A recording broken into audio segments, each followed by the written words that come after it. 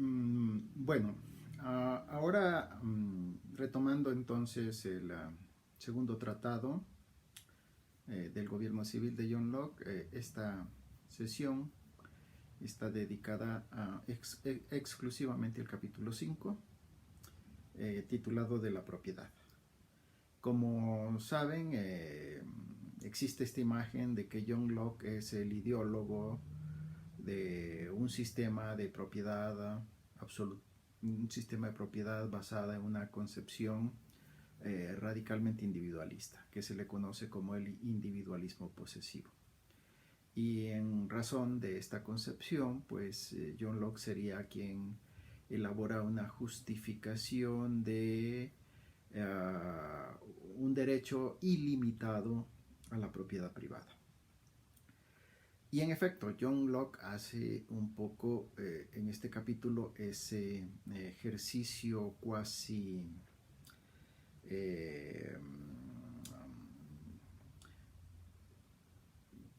este ejercicio de alquimia, era la palabra que estaba buscando, por eso me quedé un poco ahí lento. Hay una alquimia en el sentido de que parecería que John Locke es un teórico de la propiedad limitada, la idea de que lo que justifica poseer propiedad en las personas es satisfacer sus necesidades básicas, y que cuando la propiedad cumple esta función entonces se justifica. Pero si uno posee más allá de la satisfacción de las necesidades básicas, entonces pues no tendría sentido ni legitimidad la existencia de la propiedad. Y en realidad es lo que John Locke hace, ¿no? Es justificar el acceso ilimitado a la propiedad más allá de si ésta nos sirve o no para reproducir nuestra vida en sus necesidades fundamentales. Estoy ensayando este ejercicio de dejar que John Locke hable, a ver cómo funciona. No me resulta del todo convincente, pero en estas temporadas de pandemia pues yo creo que se justifica un poco sobre la base del ensayo y del error. Entonces, bueno, nos quedamos básicamente hoy en el capítulo 5 y voy un poco leyendo los párrafos que he seleccionado del capítulo para explicar cómo se produce esta concepción de la propiedad privada que hoy nos ocupa en este capítulo, en esta clase. Inicio. Dios ha dado a toda la humanidad la tierra para que ésta participe en común de ella. ¿De quién es la tierra? De la humanidad. Dios, que ha dado en común al mundo a los hombres, también les ha dado la razón, a fin de que hagan uso de ella para conseguir mayor beneficio de la vida y mayores ventajas.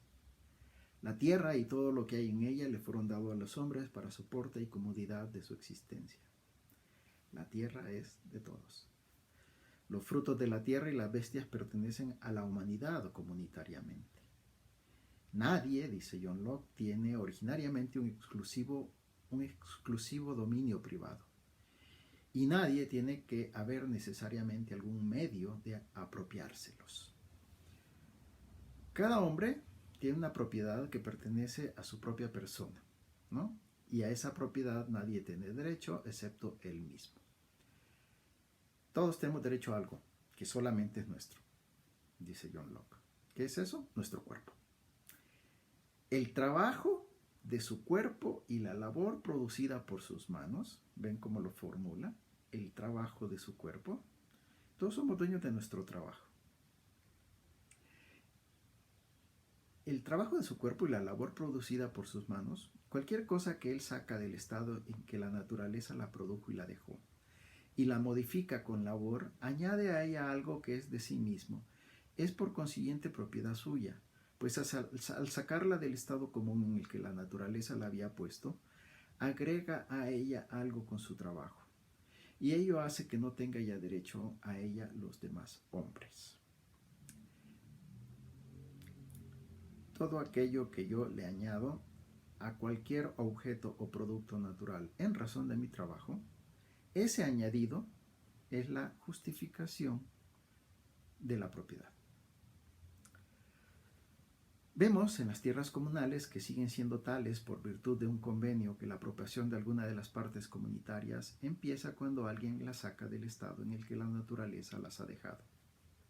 Sin eso, las tierras comunales no tendrían sentido, y la apropiación de esta o de aquella parte no depende del consentimiento expreso de todos los comuneros.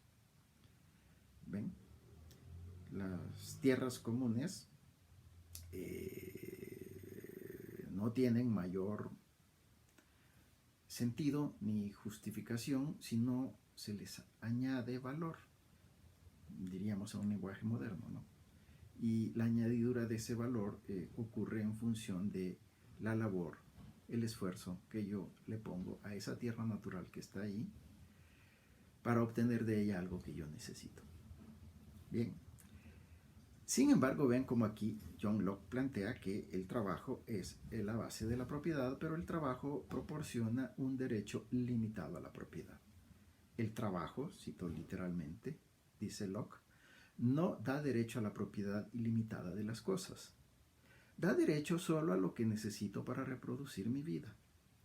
Todo lo que uno puede usar para ventaja de su vida antes de que se eche a perder, será aquello de lo que esté permitido apropiarse mediante su trabajo. Mas todo aquello que exceda lo utilizable será de los otros. Toda porción de la tierra que un hombre labre, plante, mejore, cultive y haga que produzca frutos para su uso, será propiedad suya. Es como si, resultado de su trabajo, este hombre pusiera cercas a esa tierra, apartándola de los terrenos comunales. Este derecho suyo no quedará invalidado diciendo que todos los demás tienen también un derecho igual a la tierra en cuestión y que, por tanto, él no puede apropiársela, no puede cercarla sin el consentimiento de todos los demás comuneros, es decir, del resto de la humanidad. ¿Qué hace que algo sea mío? Que me agandalle, que plante un cerco y diga que esto es mío. Ya verán que su argumento va a salir más adelante en otro autor. ¿Es eso lo que justifica la propiedad? Obviamente no. Lo que justifica la propiedad es que yo cerco un terreno en donde yo labro la tierra y la hago provechosa. Esa es la legitimidad de la propiedad. No solamente tenerla para estarla observando o contemplando. Es para hacerla productiva. La propiedad no implicó prejuicio alguno contra los demás. Que yo llegue y plante un cerco, no estoy quitándole nada a nadie, pues todavía quedaban muchas y buenas tierras en cantidad mayor de las que aún no poseían terrenos podían usar. Es decir, estaba pensando lo que en una época en donde la humanidad es limitada y la cantidad de tierra que hay en el mundo alcanza para que cada quien pudiese hacer este acto de proclamación de propiedad. Dios dio al mundo a los hombres, ¿no?, las tierras, pero ha dado el mundo para que los hombres, Dios dio el mundo a los hombres, ¿no?, y ha dado el mundo para que el hombre trabajador y racional lo use. Y es el trabajo lo que da derecho a la propiedad y no los delirios y la avaricia de los revoltosos y los pendencieros. Aquel a quien le ha quedado lo suficiente para su propia mejora no tiene necesidad de quejarse y no debería interferir en lo que otro ha mejorado con su trabajo. Vemos, pues, que la sumisión o cultivo de la tierra y el dominio sobre ella son cosas que van unidas. La sumisión o cultivo de la tierra y el dominio sobre ella son cosas que van unidas. La una daba derecho a la otra, de tal manera que Dios, al mandar que la tierra fuese sometida, está dando también la autoridad de apropiársela. Así que es la misma condición de la vida humana, la cual requiere trabajo y bienes materiales en los que trabajar, la que ha dado lugar a que haya posesiones privadas. La propiedad privada es algo natural, es connatural a la condición de los hombres. ¿Cuál es el problema con que exista propiedad privada? Según este razonamiento, ¿verdad? La naturaleza ha dejado bien sentados cuáles han de ser los límites de la propiedad, pues estos dependerán del trabajo que realice el hombre y de lo que le resulte conveniente para vivir. Ningún trabajo humano fue capaz de apropiárselo todo, y tampoco podía disfrutar hombre alguno más que de parte pequeña. Según esto, era por tanto imposible que ningún hombre se entrometiera en los derechos de otro, o adquiriese propiedad para sí mismo con prejuicio de su vecino, el cual tendría todavía sitio suficiente para adquirir posesiones tan buenas y tan extensas en la misma cantidad que cuando la apropiación del otro no habría tenido lugar. Las dimensiones de una tierra son de tan poco valor si esa tierra no ha sido cultivada, que según he oído, en España le está permitido a un hombre labrar, sembrar y cosechar sin que nadie le moleste una parcela de tierra, sin tener más derecho a ella que el que le proporciona el estar poniéndola en uso.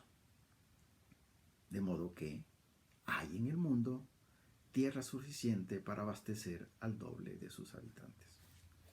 A ver, yo llego, piensen, es una época preindustrial, pero no solamente preindustrial, sino precomercial, y es una época donde el capitalismo está en germen. ¿Cuál es el sustento de la propiedad? La tierra.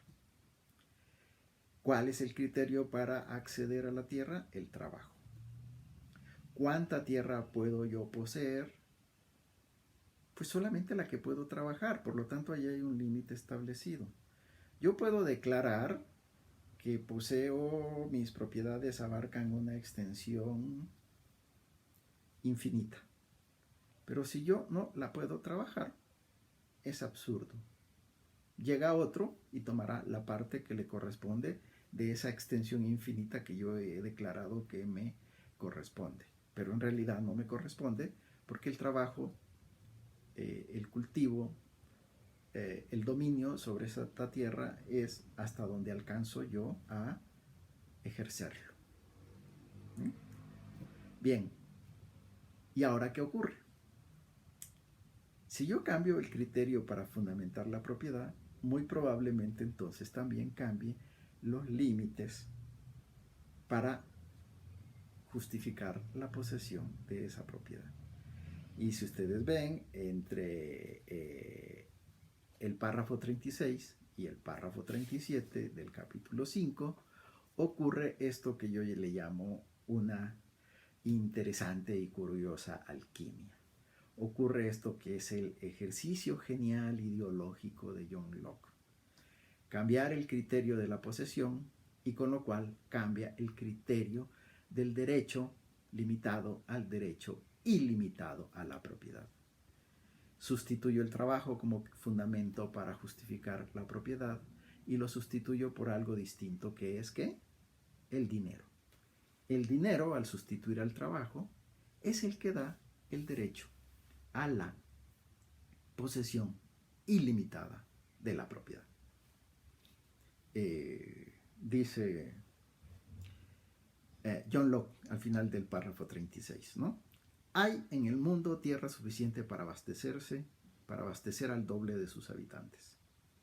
Si la invención del dinero y el tácito consentimiento de asignarle a la tierra un valor no hubiese dado lugar al hecho de posesionarse de extensiones de tierra más grandes de lo necesario y a tener derecho a ellas.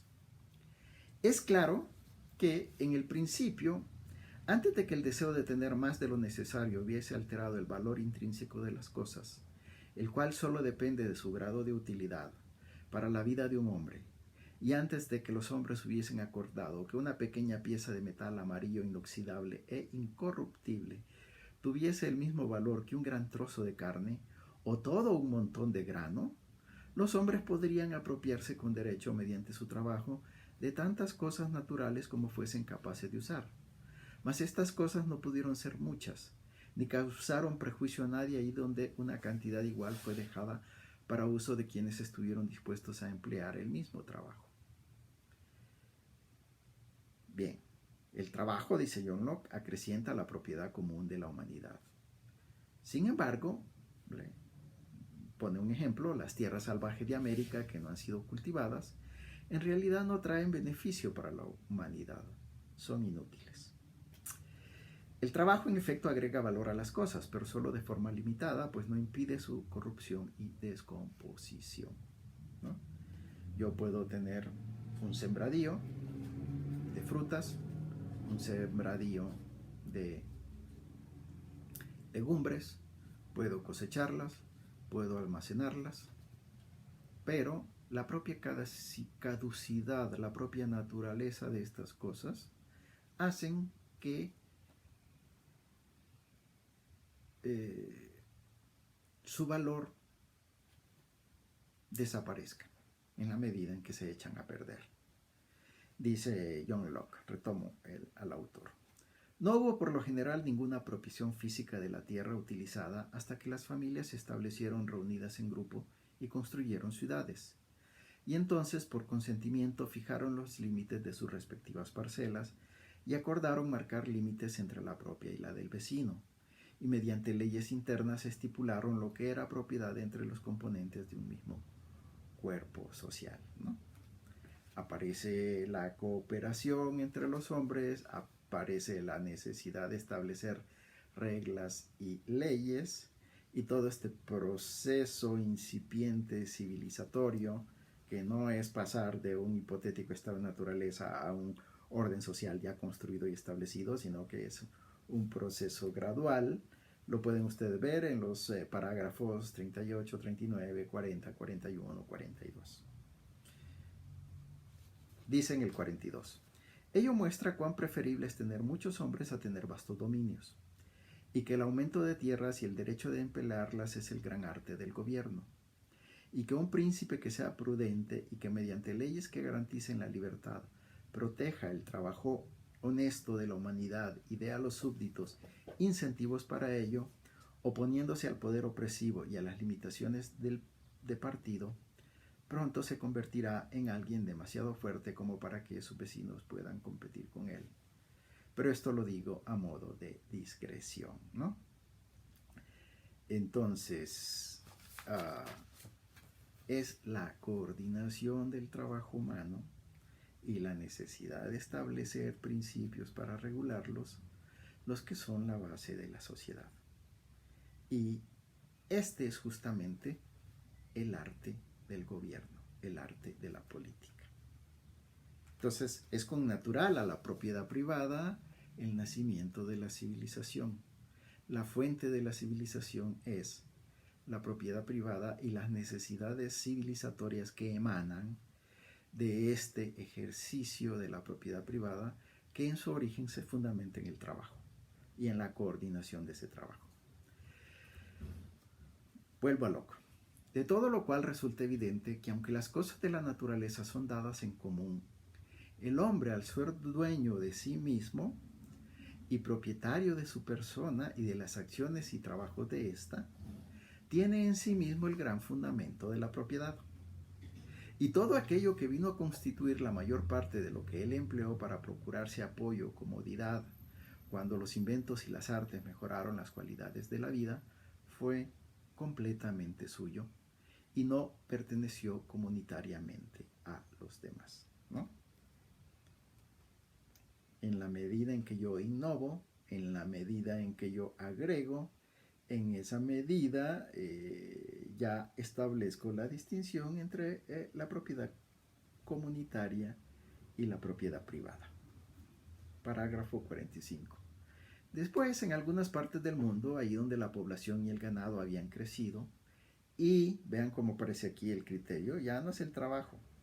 Después, ¿no? En algunas partes del mundo, ahí donde la población y el ganado habían crecido, y mediante el uso del dinero, habían hecho que la tierra escaseara y que, por lo tanto, tuviese algún valor. Las diferentes comunidades fijaron las fronteras de sus territorios respectivos y mediante leyes dictadas dentro de la comunidad misma, regularon las propiedades de los individuos de su sociedad. Y así, mediante pactos y convenios, establecieron la propiedad que ya habían iniciado con el trabajo y la laboriosidad. Y las ligas entre los diferentes estados y reinos renunciaron expresa o tácitamente a toda pretensión o derecho a la tierra que ya estaba en posesión dentro de cada otro estado o reino. y con ello renunciaron a reclamar el derecho natural que originalmente cada país tenía con respecto a otro, y mediante un acuerdo positivo cada nación fijó su propiedad en parcelar y territorios separados los unos de los otros, ¿no? En efecto, una descripción idílica, ¿verdad? Los estados se ponen de acuerdo y respetan los límites territoriales que entre ellos han establecido. Oh, ¿y cuánta agua ha corrido bajo el puente después de John Locke, su muerte, y este principio violentado al infinito, incluso hasta nuestros días? Pero bueno, en fin, ¿no?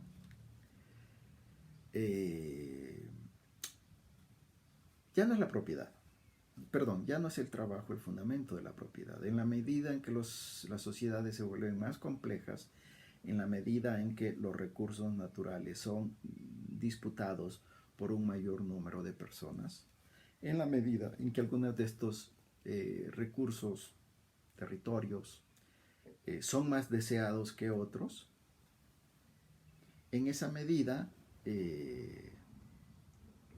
la situación se vuelve más compleja, y entonces el introducir el ingrediente del dinero es lo que hace que las combinaciones y relaciones entre esta forma de explicar el surgimiento de la sociedad se vuelve distinta y diferente, ¿no? Por eso se pregunta a Locke, ¿qué ocurre cuando los estados y países consienten el uso del dinero?